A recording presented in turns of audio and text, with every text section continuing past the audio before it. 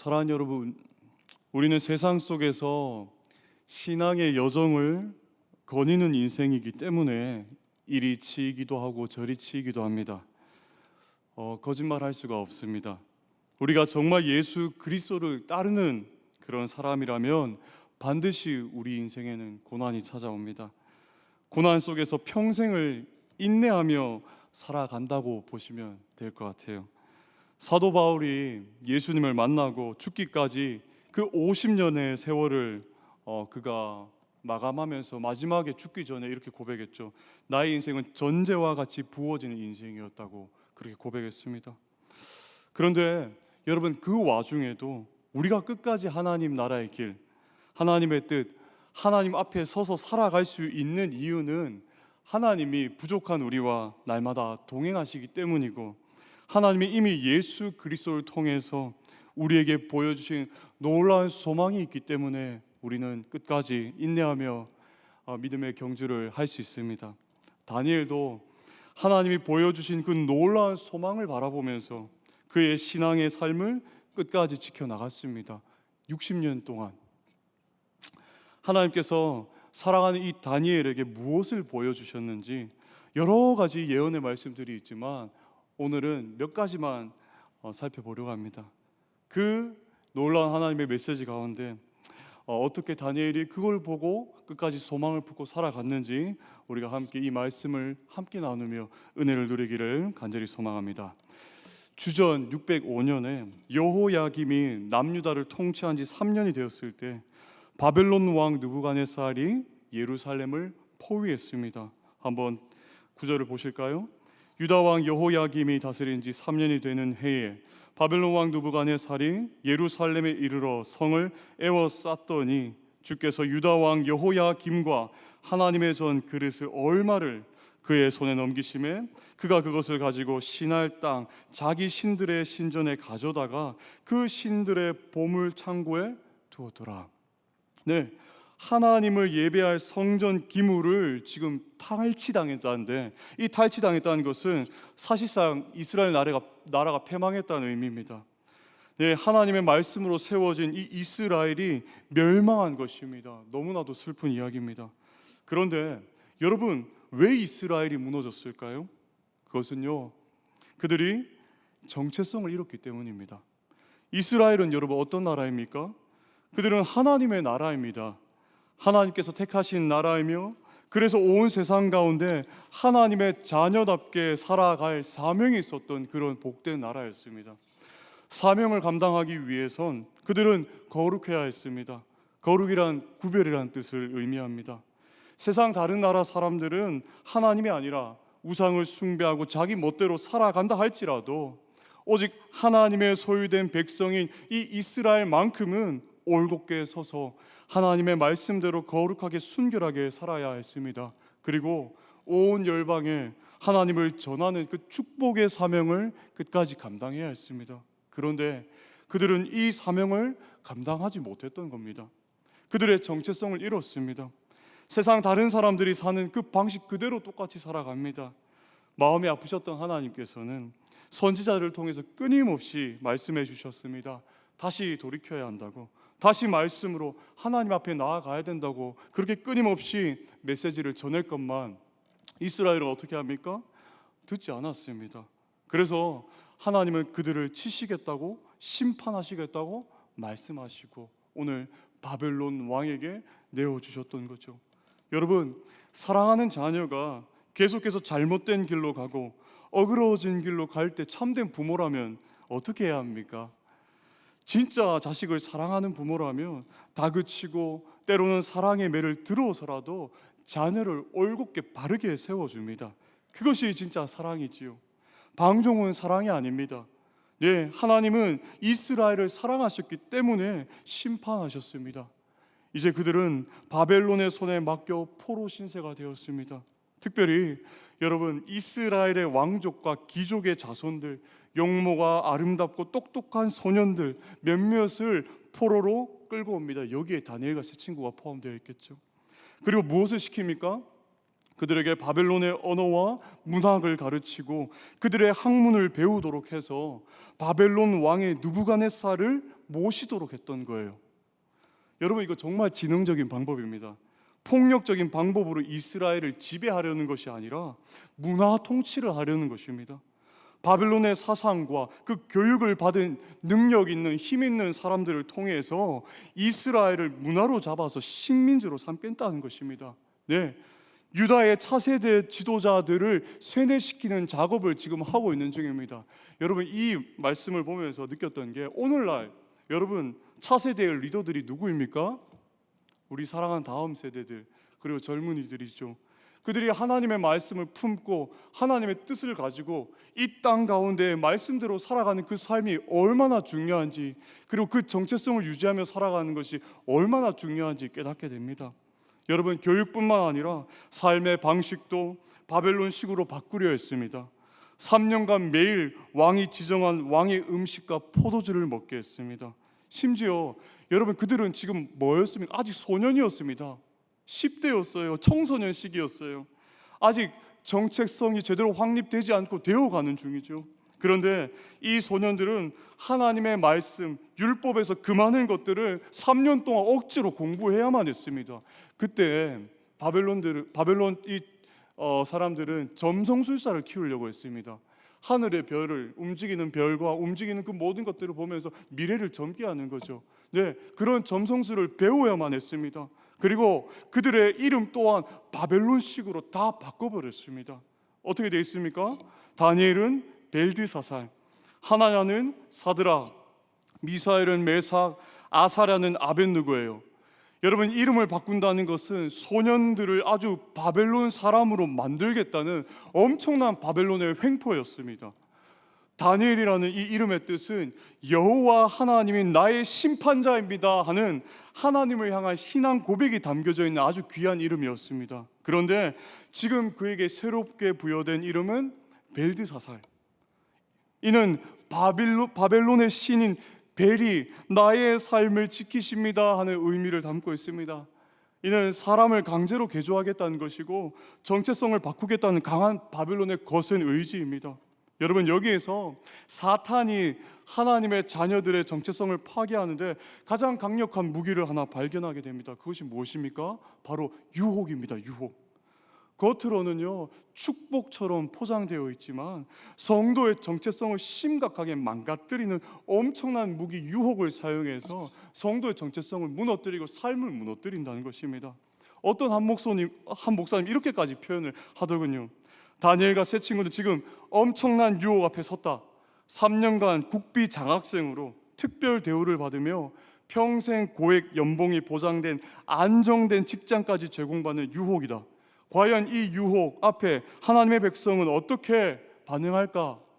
네, 최고급 옷이 나오고 최고의 음식이 나오고 부족함이 없는 그 삶이 지금 세상이 유혹하면서 보장되어 있습니다. 넘치는 생활, 이 모든 게 보장되어 있는 게 세상의 수많은 유혹들이었습니다. 기가 막힌 상황이죠. 여기에 순종하고 굴복하면 모든 게 편해지는 상황이었습니다. 아니, 부족함이 없는 화려하고 아주 윤택한 삶을 살 수 있는 것이었습니다.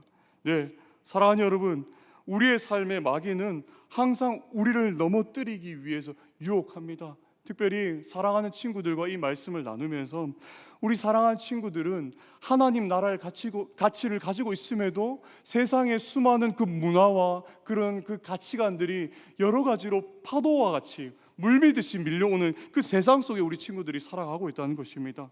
오늘은 예배 가지 말고 친구들이랑 놀자. 뭐하러 일하고 수련회가, 그 시간에 차라리 책 한 자라도 더 봐. 학교 가야지, 더 좋은 학교 가야지, 더 좋은 직장에 취직해야지 하면서 세상의 수많은 문화들이 우리 모든 신자들의 삶에 파도와 같이 밀려온다는 것이죠. 여러분, 어떤 논문에 보니까 젊은 세대에게 복음을 가로막는 큰 문제들 해서 세 가지를 이렇게 얘기합니다. 무종교화 및 세속화. 그러니까 하나님의 가치관이 아니라 세속화, 종교가 없는 자들이 이 땅 가운데 더 많다는 것입니다. 그래서 그들이 주류고 지금 하나님의 백성들이 비주류로서 소수의 사람으로서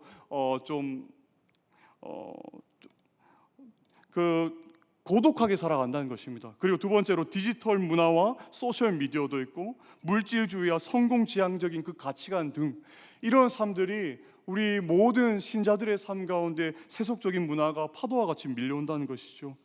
여러분, 그런 시대 가운데 우리가 살 때에 우리가 가지고 있는 이 하나님 나라의 세계관과 생각이 마치 틀리고 어리석은 것처럼 느껴질 때가 참 많습니다. 뭔가 시대에 동떨어져 보이고 폼도 안 나 보입니다. 그래서 십자가가 아니라 우리는 화려해 보이는 세상을 따라갈 때가 참 많습니다. 여러분, 이렇게 우리는 신앙을 지키기 정말 어려운 시대 가운데 살고 있습니다. 전도는커녕 자신의 신앙을 유지하기도 쉽지 않습니다. 이런 상황에서 우리는 어떻게 처신해야 할까요? 10대 소년들이었던 이 청소년 다니엘과 세 친구는 어떻게 대응했을까요? 특별히 사랑하는 여러분, 이 말씀을 보면서 이 다니엘서의 말씀을 묵상하면서 느끼는 점은 내 옆에 신앙을 함께 나눌 수 있는 친구가 있다는 것은 무엇보다 복되다는 것을 깨닫게 됩니다. 신앙의 친구와 신앙의 그 교우와 신앙의 대화를 하고 함께 세상의 유혹을 이겨내 나가는 것은 정말 큰 은혜요 복이라는 것입니다. 여러분, 제가 대학교에 올라가기 전에 정말 두려웠던 것이 있었습니다. 그게 뭐냐면 이 학교에 올라갈 때 저 혼자만 교회 다니는 사람이 될까 봐 좀 두려웠어요. 그래서 기도했습니다. 하나님, 딱 한 명이라도 신앙인 교회 다니는 친구 한 명이라도 꼭 붙여주십시오 하고 외롭지 않도록 홀로 싸우지 않도록 하나님께 그렇게 간절히 기도했었던 때가 있었습니다. 그런데 하나님은 얼마나 정확하신지 진짜 딱 한 명의 친구를 저에게 붙여주시더라고요. 그런데 참 하나님 감사하게 기가 막힌 것은 제가 고향이 경산입니다. 여러분, 학교 갈 때 대학교에서는 전국에 있는 사람들이 모이게 되잖아요. 그런데 그 친구는 특별히 같은 경산에 살던 친구였고, 그리고 저와 똑같은 방향의 버스를 타고 통학을 할 수 있는 그런 친구였다는 것입니다. 하나님 조금만 더 붙여주시지 참. 네, 그렇게 그 친구와 함께 수업도 마치고 등하교하면서 신앙생활을 끝까지 지켜나갔던 그런 귀한 기억이 있습니다. 사랑하는 여러분, 잠언 18장 24절에 이렇게 말씀합니다. 우리 함께 읽어볼까요? 시작. 사람이 친구를 사랑하면 끈끈한 사랑으로 붙들어 주나니 친구가 되어주는 사람이 많을수록 좋으니라. 아멘. 여러분, 그렇습니다. 신앙을 함께 나눌 수 있는 좋은 친구를 우리가 많이 만나기 원합니다. 옆에 있는 좋은 교우들 여러분 한번 보십시오. 여러분들이 다른 교우들에게 신앙을 함께 나누고 먼저 기도해주고 또 공감해주는 그런 좋은 친구가 되어주기를 간절히 바랍니다. 자, 다니엘과 세 친구는 이 유혹과 도전 앞에서 어떻게 되었을까요? 이럴 때 여러분, 신앙의 양상은 보통 두 가지로 이렇게 나눠집니다. 첫 번째, 세상 사람과 절대 섞일 수 없다면서 세상을 완전 등지며 세상과 분리되는 신앙을 살든지, 아니면 반대로 세상에 쏙 들어가서 세상과 같아지는, 세상과 하나 되는 신앙의 양상이 나타날 때가 많습니다. 그런데 여러분, 이런 모습이 정말 하나님이 원하시는 신앙의 양태의 모습이 맞을까요? 아닙니다. 그렇지 않습니다. 다른 길이 있습니다. 하나님의 백성들이 끝까지 가야 할 길이 있습니다. 바로 세상 안에 들어가되 세상에 섞여서 혼합되지 않고 신앙의 선을 그어서 하나님 나라 자녀다운 그 정체성을 끝까지 유지하는 삶입니다. 이것이 우리가 가야 할 유일한 길이지요. 여러분, 말씀에 이런 말씀이 있습니다. 다니엘은 뜻을 정하여 왕의 음식과 그가 마시는 포도주로 자기를 더럽히지 아니하리라 하고, 자기를 더럽히지 아니하도록 환관장애 구하니라고 기록합니다. 네, 다니엘은 바벨론의 그 언어와 학문, 이름은 수용했지만 왕의 음식과 그 포도주 앞에서는 단호하게 선을 긋고 자신의 신앙을, 뜻을 정해서 하나님 나라의 정체성을 유지하려고 했습니다. 왕이 주는 그 음식과 포도주를 먹고 마시지 않겠다고 결단합니다. 왜 그렇습니까? 뜻을 정했기 때문입니다. 뜻을 정했습니다.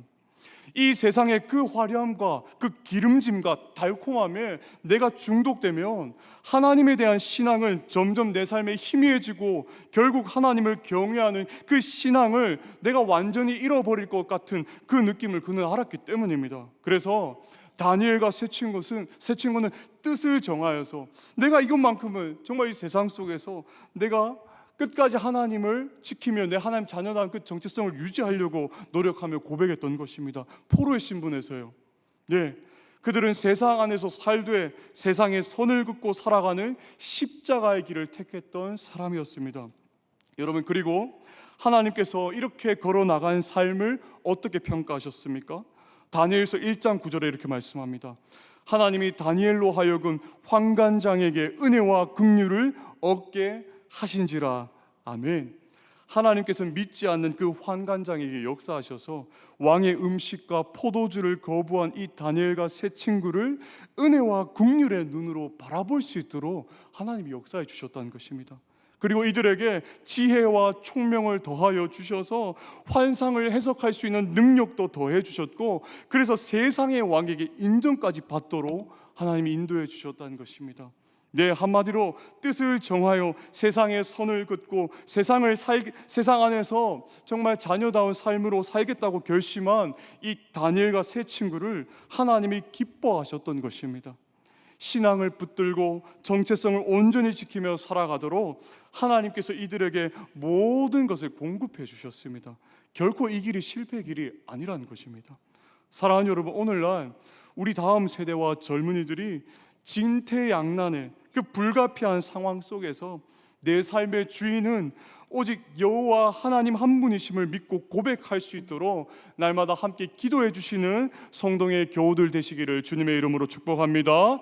그리고 우리가 끊임없이 하나님 자녀다운 그 정체성을 그들의 삶 가운데 교육해 줘야 됩니다. 그런데 가장 중요한 교육은 무엇입니까? 우리가 삶으로 하나님 자녀다운 그 삶의 정체성을 드러내고 보여줘야 되는 것입니다.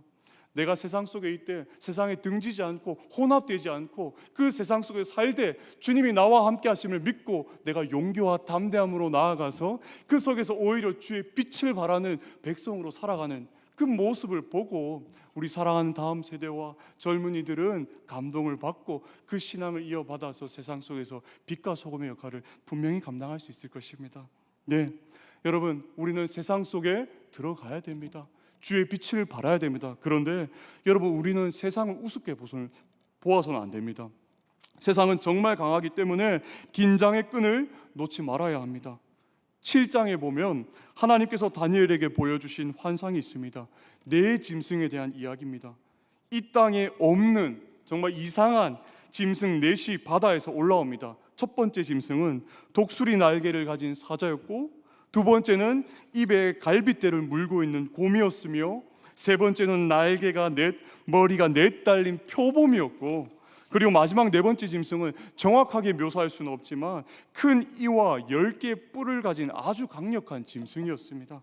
참 강하고 무섭게 표현되어 있는데, 여러분, 이 네 짐승의 존재는 무엇일까요?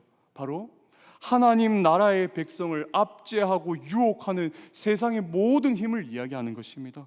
그리고 세상을 그렇게 강력하다는 것을 말씀하는 거죠. 여러분, 세상은 힘이 없지 않습니다. 세상은 무능하지 않습니다. 세상은 강력합니다. 세상은 치명적인 매력을 가지고 있습니다. 세상의 공격에 내가 내 힘과 내 능력과 내 지식으로 맞설 수 있다는 그 생각은 참으로 어리석은 생각입니다. 종종 우리는 스스로의 힘으로 세상의 그 유혹이나 힘 앞에 절대 굴복할 리 없다고 생각합니다. 내가 강력한 의지를 가지고 있으면 절대로 넘어가지 않는다는 것입니다. 그런데 여러분, 우리에게 절대라는 그 단어는 어울리지 않습니다. 예, 우리는 결코 우리 혼자 그 세상의 거대한 유혹과 힘을 견디고 이겨낼 수 있는 힘이 우리 안에는 없습니다. 그래서 사도 바울이 이렇게 말했습니다. 고린도전서 10장에 그런즉 선줄로 생각하는 자는 넘어질까 조심하라. 세상을 가볍게 여기지 말라는 것입니다. 세상은 그렇게 호락호락하지 않습니다. 세상을 우습게 여겼다가 인생을 마친 대표적인 구약의 인물이 있죠. 바로 삼손입니다. 그는 블레셋을 대수롭게 여기지 않았습니다. 블레셋의 그 무력도, 블레셋의 그 유혹도 나 자신의 힘과 지혜로 다 감당할 수 있다고 그는 자만했습니다. 그래서 늘 죄의 그 경계에서 머물러 있었습니다. 죄와 싸워서 이길 수 있다는 그 교만한 확신 때문이었습니다. 그런데 여러분, 결과는 어떻게 되었습니까? 그는 정말 강력한 힘을 가졌음에도 블레셋에 잡혀서 두 눈이 뽑힌 채 감옥에서 맷돌을 돌리는 신세로 전락하게 되었다는 것입니다. 그는 죄를 두려워하지 않았습니다. 세상의 그 거대한 유혹을 두려워하지 않았던 것입니다.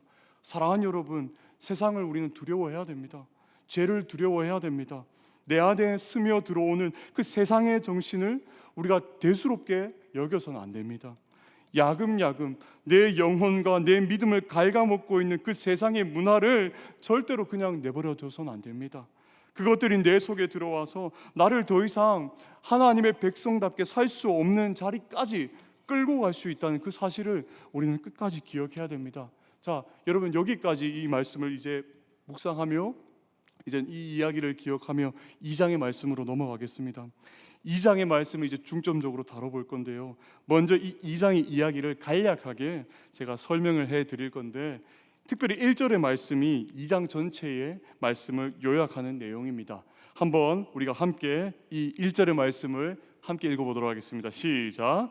느부갓네살이 다스린 지 2년이 되는 해에 느부갓네살이 꿈을 꾸고 그로 말미암아 마음이 번민하여 잠을 이루지 못한지라.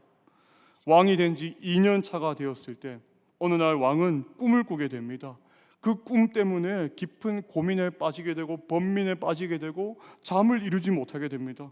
이에 왕은 자신이 꾼 꿈을 해석하기 위해서 세상의 지혜자들을 불러왔습니다. 다 불러왔습니다. 그리고 내가 꾼 꿈이 무엇인지, 그리고 그 꿈의 의미가 무엇인지 해석해 보라고 얘기합니다.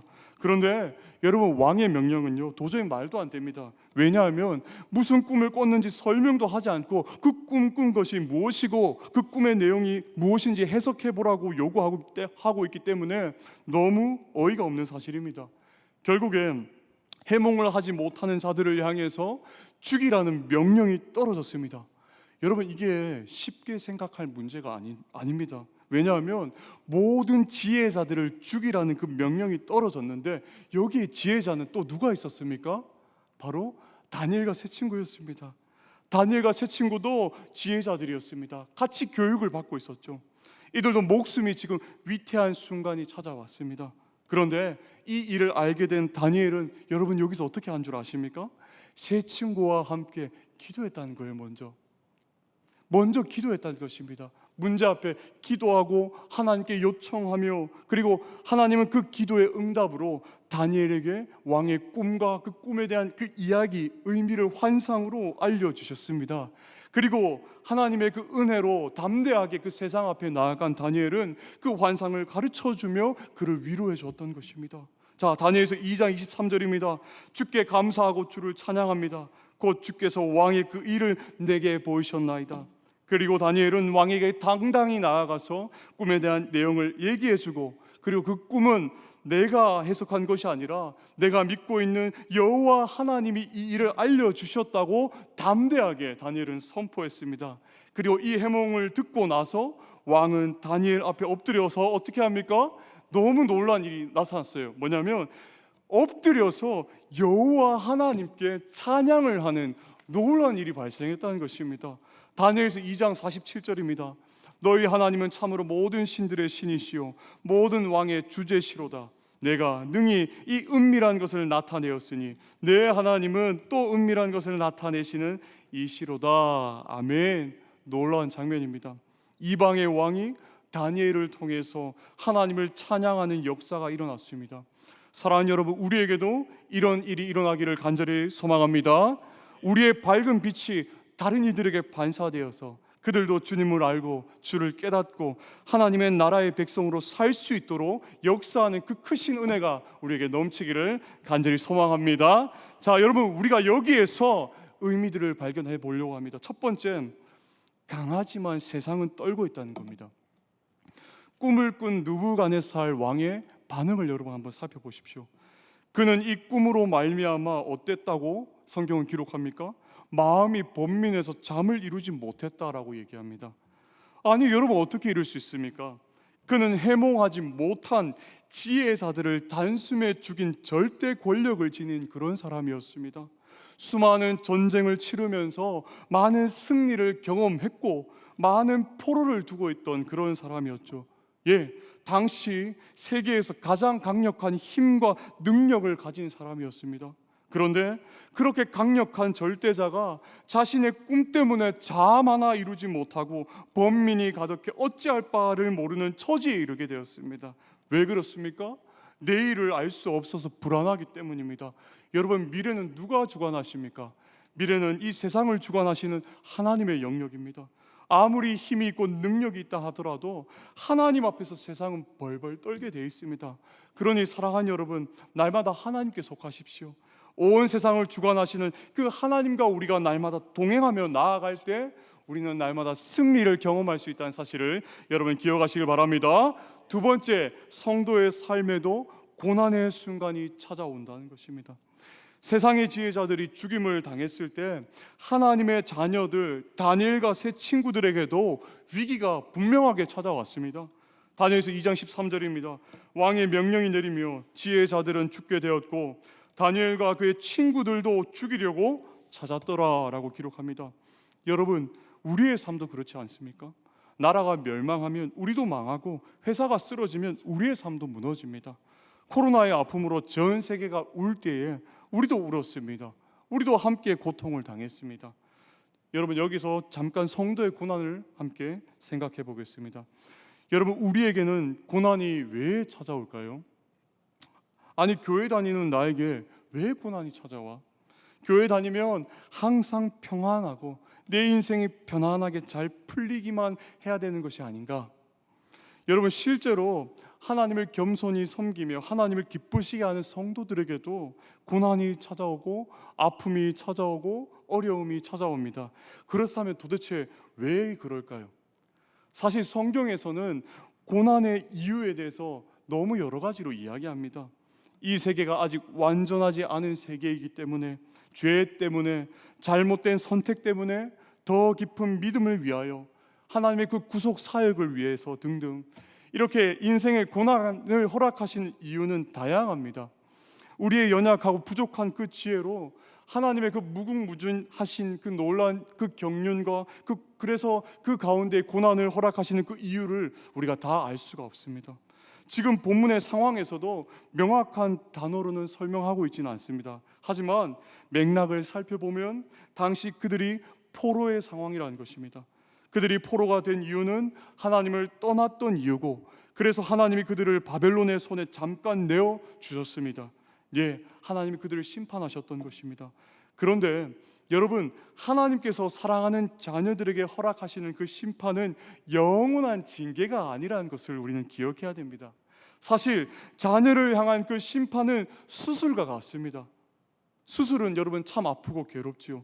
그런데 수술을 통해서 사람은 살 수 있습니다. 하나님 나라의 그 징계라는 그 수술을 통해서 하나님은 주의 백성을 회복시켜 주시고 다시 그들의 정체성을 회복시켜 주시는 것입니다. 그래서 믿음의 선조들은 날마다 이렇게 고백했죠. 시편에 이렇게 고백합니다. 고난이 내게 유익이라 라고 고백했습니다. 처음에 우리는 닥치는 그 고난 앞에서 하나님께 원망도 하고 불평도 합니다. 그 순간 이 너무 힘들기 때문입니다. 그런데 다시 지나온 나의 인생들을 돌아보고 삶을 곱씹어 보면서 우리가 느끼게 됩니다. 아, 하나님이 그저 나를 고통스럽게 아프게 하시려는 게 아니었구나. 부족하고 교만한 나를 이 고난을 통해서 더 주님을 바라보고 하늘을 바라보며 살 수 있도록 이끄시기 위해 하나님이 그렇게 내 삶을 이끄셨구나라는 그 고백을 하게 되죠. 여러분, 삶에 고난이 없고 그저 평안하고 술술 잘 풀리기만 한다면 끝까지 우리는 하나님을 바라볼 수 있는 자신이 우리 삶 가운데 있습니까? 만약 우리의 삶에 있어서 고난이 없다면 주의 은혜를 우리가 더 갈망할 수 있겠습니까? 고난이 없다면 하나님께 살려달라고, 우리의 삶을 지켜달라고, 평강의 은혜 달라고 우리가 부르짖을 수 있겠습니까? 저는 없었고 그렇게 할 수 없었습니다. 그렇게 못했죠. 다윗이 고백한 시편들을 보면 거의 다 고난 속에서 주님께 부르짖는 모습들이 나옵니다. 내 하나님이여, 내 하나님이여, 어찌 나를 버리셨나이까? 어찌 나를 멀리하여 돕지 아니하시오며 내 신음소리를 듣지 아니하시나이까? 하나님이여, 주의 인자를 따라 내게 은혜를 베푸시오며 주의 많은 긍휼을 따라 내 죄악을 지워주소서. 사랑하는 여러분, 하나님을 알아가면 알아갈수록, 그분의 뜻을 발견하면 발견할수록 우리는 뭔가 대단한 존재가 아님을 깨닫게 됩니다. 날마다 우리는 죄 앞에서 쓰러지고 정말 우리의 본성이 참 연약하고 완악함을 깨닫게 됩니다. 그리고 우리의 마음은 부패해 있다는 사실을 예레미야는 이야기하고 있죠. 예레미야 17장 9절에 만물보다 거짓되고 심히 부패한 것은 마음이다 라고 얘기합니다. 우리는 날마다 하나님의 은혜에 감사하며 그 은혜를 갈망하며 살아가야 하는데, 우리의 마음은 완악하여서 평안하면 게을러집니다. 신앙이 더 나태해집니다. 내 삶에 누리고 있는 그 하나님의 은혜를 기억하지 못합니다. 그래서 결국에는 하나님을 더 찾지 않게 되는 것이죠. 그래서 하나님은 때론 자녀의 삶에 고난을 허락하셔서 믿음을 견고하게 만드시는 것입니다. 그런데 여러분, 그 가운데도 꼭 기억하셨으면 좋겠어요. 하나님은 그 고난 가운데 고난을 거둬 주시진 않을지라도, 그리 아니하실지라도 그 고난 속에 함께 하신다는 것입니다. 다니엘의 세 친구가 있잖아요. 자신의 그 정체성을 지키기 위해서요, 어떻게 끝까지 지키는 그 가정 속에 풀무불에 들어가게 됩니다. 그런데요, 하나님은 그 가운데 건져주시진 않았어요. 그 불 가운데 넣으셨죠. 허락하셨죠. 그런데 여러분, 3명이 들어갔지만 그 가운데 1명이 또 있었습니다. 그분이 누구십니까? 우리는 우리 주 예수 그리스도임을 믿습니다. 네, 고난 속에서 주님이 함께 하셨습니다. 임마누엘, 그 되시는 하나님께서 우리와 고난 속에서 날마다 함께 하시고 그 고난 속에서 끝까지 이겨낼 수 있는 힘을 날마다 허락하신다는 사실을 여러분 믿으시길 바랍니다. 세 번째입니다. 세상은 그저 떨지만 성도는 위기 속에서 기도한다는 것입니다. 다시 이야기로 돌아가겠습니다. 위기의 상황에서 다니엘은 어떻게 했습니까? 세 친구를 찾아가서 함께 기도하자고 요청했다는 것입니다. 그리고 왕에게 기도 응답을 들을 수 있는 시간을 요구합니다. 하나님은 그렇게 하나님 앞에 나와서 하나님의 비밀을 알려달라고 간구하는 그 다니엘에게 역사해 주셔서 왕의 꿈과 그 해석의 모든 것들을 허락해 주셨습니다. 그리고 다니엘은 그 꿈과 해석으로 왕을 가르치고 위로하는 그 복된 일을 감당할 수 있었습니다. 네, 사랑하는 여러분, 이것이 세상 속에서 하나님의 백성들이 살아가는 방식입니다. 세상과는 전혀 다른 방식입니다. 세상은 기도하지 않습니다. 기도가 필요하지 않습니다. 하나님께 묻지 않습니다. 그러나 하나님의 백성은 모든 순간에 기도합니다. 위기 속에서 하나님의 지혜를 구합니다. 하나님 도와주십시오. 하나님의 능력을 구합니다. 하나님, 이 위기 상황 어떻게 극복할까요? 하나님 불쌍히 여겨주십시오 하며 기도로 먼저 시작하여서 기도 가운데 하나님의 능력을 간구함으로 그 복된 사역을 감당해 나가는 자들입니다. 여러분, 저번에도 제가 말씀드렸습니다. 우리가 하나님께 기도로 인생을 맡기지 않을 때 가장 좋아하는 자가 있다고 말했습니다. 누구죠? 바로 악한 사탄 마귀입니다. 여러분, 1900년대에 영국에서 활동했던 사무엘 체드윅이라는 목사님은 이런 말씀을 남겼습니다. 마귀의 최대 관심은 그리스도인의 기도를 방해하는 것이다. 그는 기도 없는 연구, 기도 없는 사업, 기도 없는 봉사, 기도 없는 신앙을 두려워하지 않는다. 그는 기도 없는 우리의 노력과 지혜를 비웃고 경멸한다. 그러나 마귀는 우리가 기도할 때 가장 두려워하며 떤다 라고 얘기했습니다. 한마디로 마귀의 관심은 이 교회가, 공동체가 기도가 없을 때입니다. 기도가 없을 때 이 공동체를 무너뜨리기가 너무나도 쉽다는 것입니다. 그 말은 반대로 성도는 모든 순간에 하나님을 의지하며 기도해야 된다는 것입니다. 사랑하는 여러분, 삶의 모든 고민을 주님 앞에 내어 놓으시기를 간절히 소망합니다. 우리가 특별히 다니엘서를 통해서 기억하고 마음에 끝까지 새겨야 될 것은, 하나님이 이 다니엘서를 통해서 계속 하나님이 누구이신지, 어떤 분이신지 이렇게 말씀해 주세요. 하나님은 온 세상을 통치하시는 주관자 되시는 분이라는 것을 우리에게 말씀해 주고 계십니다. 다니엘서는 이 사실을 분명하게 우리에게 끝까지 전해주고 있습니다. 인생이 화를 받는 것도 복을 받는 것도 모두 하나님의 허락과 그 섭리에 의해서 주어지는 것이라고 말씀하죠. 그래서 하나님만이 인생의 위기를 해결해 주실 수 있는 주권자임을 우리는 날마다 기억하면서 살아가야 됩니다. 예수 그리스도께서도 우리에게 이렇게 말씀해 주셨습니다. 구하라 그리하면 너희에게 주실 것이요, 찾으라 그리하면 찾아낼 것이요, 문을 두드리라 그리하면 너희에게 열릴 것이니 구하는 이마다 받을 것이요, 찾는 이는 찾아낼 것이요, 두드리는 이에게는 열릴 것이니라 라고 말씀하셨습니다. 위기 속에서 기도한 다니엘에게 하나님은 지혜를 주셨습니다. 능력을 주셨습니다. 그 상황을 극복할 수 있는 힘을 주셨습니다. 그리고 바벨론 왕에게 찾아가 꿈을 해석하도록 용기도 주셨죠. 그의 문제를 해결해주고 위로할 수 있는 능력을 주십니다. 우리도 모든 위기 속에서 기도함으로 힘을 얻어서 하나님 나라의 이 일들을 우리가 세상 속에서 넉넉히 감당하기를 간절히 소망합니다. 마지막, 하나님 나라와 하나님 나라의 백성은 끝내 승리한다는 이야기입니다. 특별히 여기서 가장 중요한 내용을 다루고자 합니다. 바로 느부갓네살이 도대체 어떤 꿈을 꾸었냐는 것입니다. 그리고 그 의미는 뭔지 여러분 우리가 함께 살펴볼 필요가 있습니다. 먼저 간략하게 요약하자면 이 세상의 모든 나라의 흥망성쇠를 예언하는 놀라운 이야기가 여기 여러분 이 예언 가운데 다 담겨져 있는 것입니다. 환상 속에 거대한 신상이 등장합니다. 그런데 그 신상은 각 부위가 다른 재료로 이루어져 있습니다. 금으로 만든 머리, 은으로 만든 가슴, 노수로 만든 배, 넓적 다리, 쇠로 만든 두 종아리, 철과 진흙을 섞어서 만든 발, 각각의 다양한 재료들로 그 모든 것들을 표현하고 있습니다. 그런데 갑자기 그 신상, 거대한 신상 앞에 돌이 등장합니다. 근데 그 돌이 등장해서 이 신상을 산산조각 냈습니다. 여러분, 이 신상 모습은 나중에 어떻게 되냐면 장차 제국의 그 권세가 점점 쇠해지고 이후에 등장할 나라에 대해서 끝까지 예언해 줍니다. 여러분, 하나님이 이 환상을 보여주신 이유가 무엇일까요? 우리는 이 환상에서 무엇을 깨달아야 합니까? 이 환상은 바로 하나님이 이 세상의 모든 것을 주관하고 계시고 이 세상이 어떤 방향으로 나아갈지 다 계획하셨음을 보여주는 것입니다. 하나님의 주권을 이야기하는 것입니다.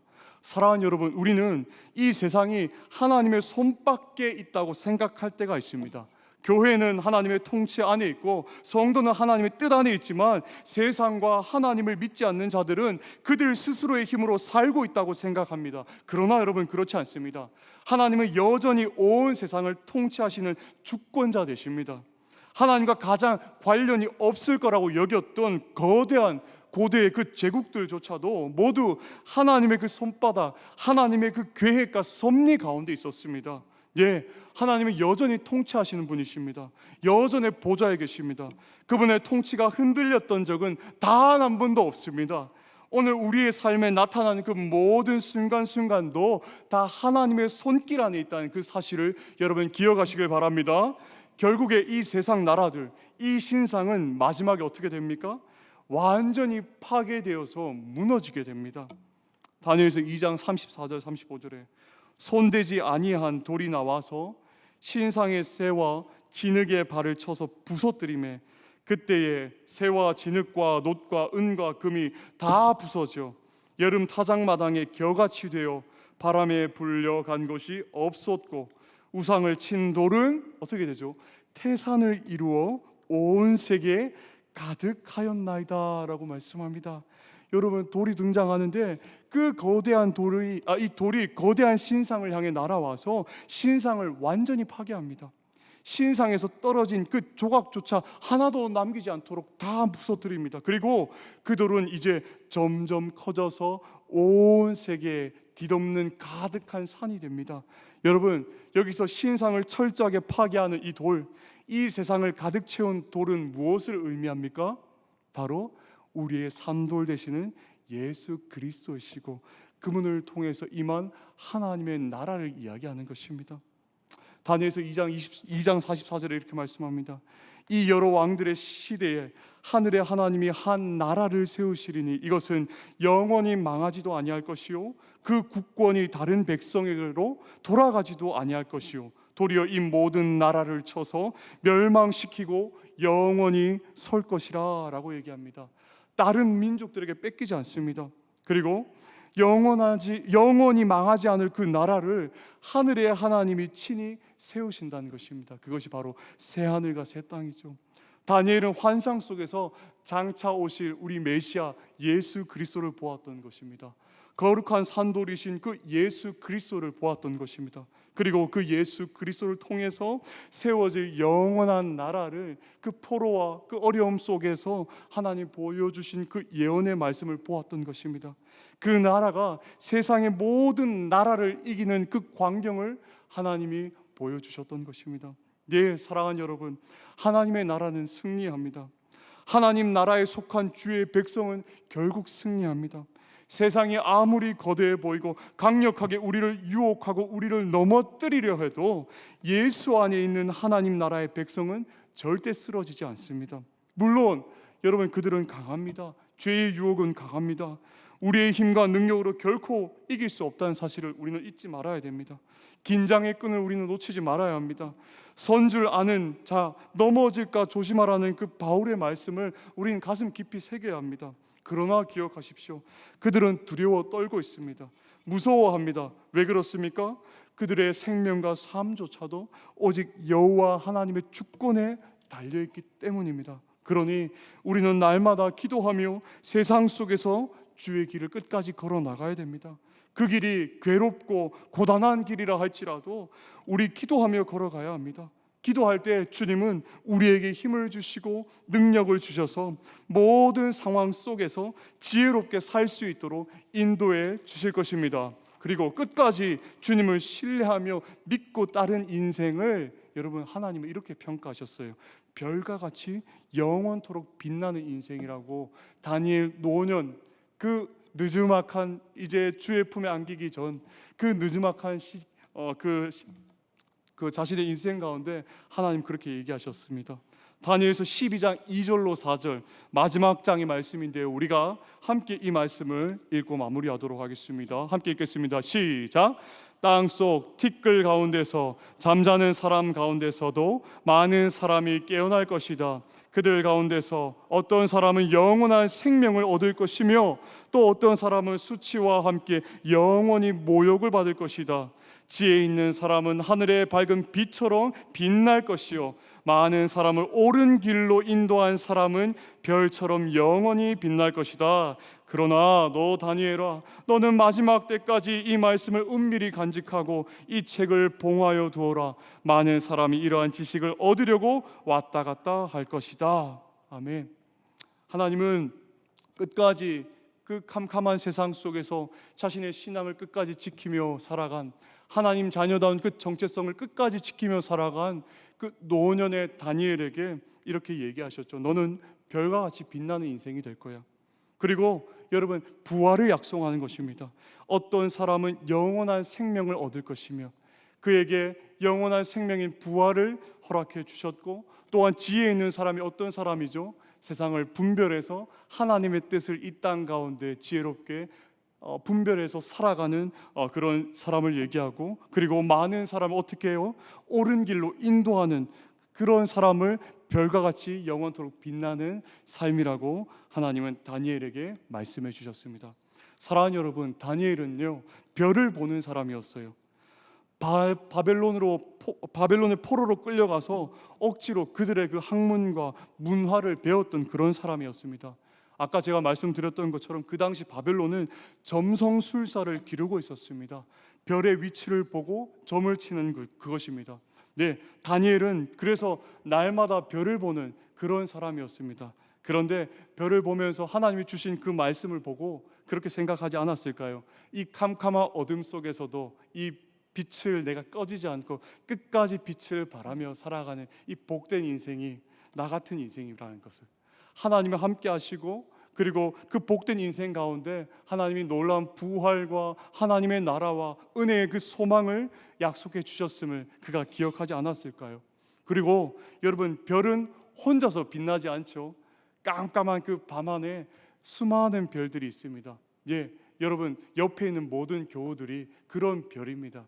우리는 그렇게 함께 별을 내는 것, 빛을 발하는 것입니다. 세상의 그 수많은 유혹과 그런 그 거대한 파도와 같은 세상이 우리를 에워싸고 우리를 무너뜨리려 한다 할지라도 우리는 주님과 더불어서, 그리고 주님이 보여주신 그 소망을 품고 끝까지 그 어둠 속에서도 빛을 발하는 것이죠. 여러분, 마이클 버드라는 한 신학자가 희망과 복음을 이렇게 멋지게 표현했습니다. 제가 한번 읽어보겠습니다. 희망은 다른 사람들이 승산이 없다고 여기는 그것을 위한 승리의 환호성이다. 희망은 우리의 삶이 중요하지 않다는 주장을 부정한다. 희망은 우울한 땅에서 유통되는 화폐다. 희망은 오래전에 음악이 멈추었을 때 추는 춤이다. 희망은 굶주린 영혼을 위한 빵이다. 희망은 모든 것이 가능하다고 속삭이는 음성이다. 희망은 어둠을 저주하기보다는 빛을 붙든다. 희망은 겁에 질린 영혼을 치료하는 의사다. 희망은 연약한 자들의 영웅이다. 희망은 폭정 앞에서 일어서는 도전이다. 그리고 복음은 절망과 어둠만 알고 있는 그 세상 속으로 희망이 침투해 들어온 이야기다. 여러분, 우리가 세상 속에 살지만 그 희망과 복음과 함께 살아가고 있다는 사실을 기억하시고, 누가 뭐래도 역사의 주관자는 우리가 섬기는 하나님이시고, 세상이 어떻게 바뀌어도 우리의 하나님의 나라가 임할 것을 우리가 끝까지 믿고, 오늘 하루도 우리가 인내하며 캄캄한 어둠 속에서 끝까지 밝은 빛을 발하는 거룩한 성동교회가 되시기를 주님의 이름으로 축복합니다.